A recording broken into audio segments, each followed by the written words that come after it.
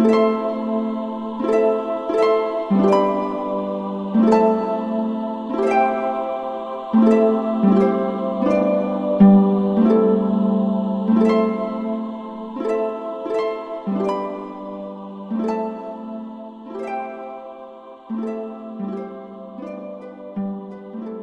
Wyre Forest is one of the largest areas of ancient semi-natural oak woodland in Britain.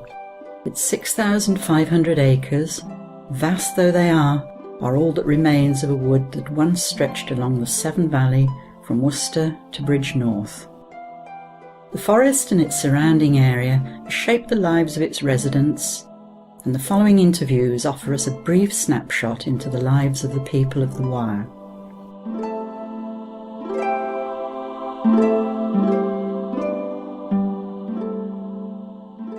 They lived in tents, canvas or skin tents that were known locally as booths, and the plural of booths in the old talk was boothen, and the local name of Booton comes from that, and you get Booton Oak, Booton Bridge.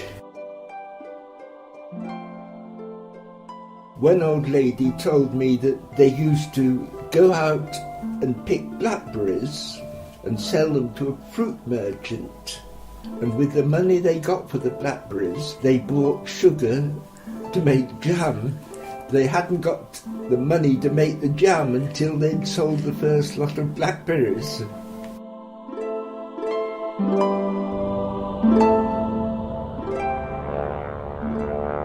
The Germans dropped the bomb. It was very near the station in the Forest.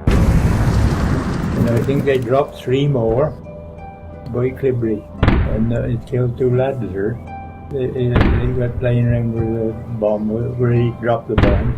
And the detonator went off and blew them straight up in the air. And then buried in Clibbery Minor Church.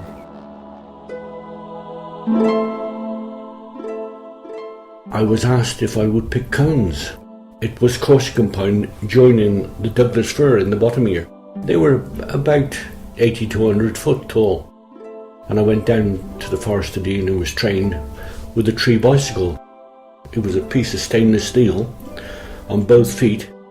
You'd climb up the tree until you got to live boughs that would hold your weight, and then you got out of the tree bicycle, put your carabiners on every metre, went on up to the top and started picking cones.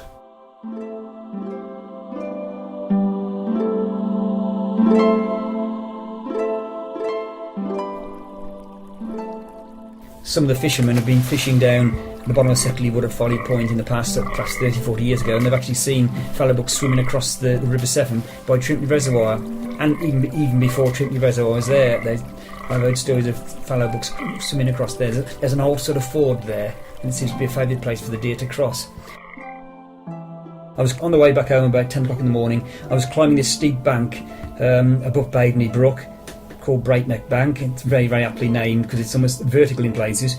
And in the bracken in front of me, I could see the bracken waving about, and I could see this fallow doe moving about in a strange manner, really. I watched her give birth to this little fawn.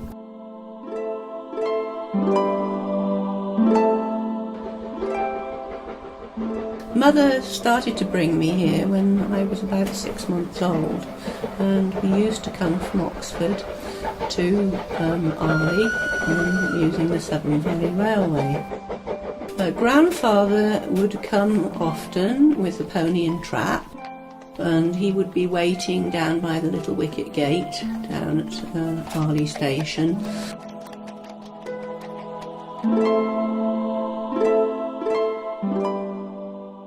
Dan Smith, he who lived early 1900s, he would walk to Highley to be at the pit for 6 o'clock, and if you were there at half a minute past 6, you were sent home again.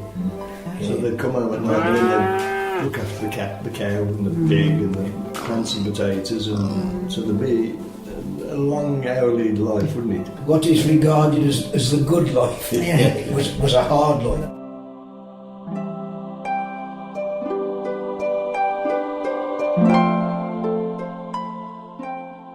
If his mum, if she was pushed for time, which nearly always was, then the only thing you could drink before going to school was cider.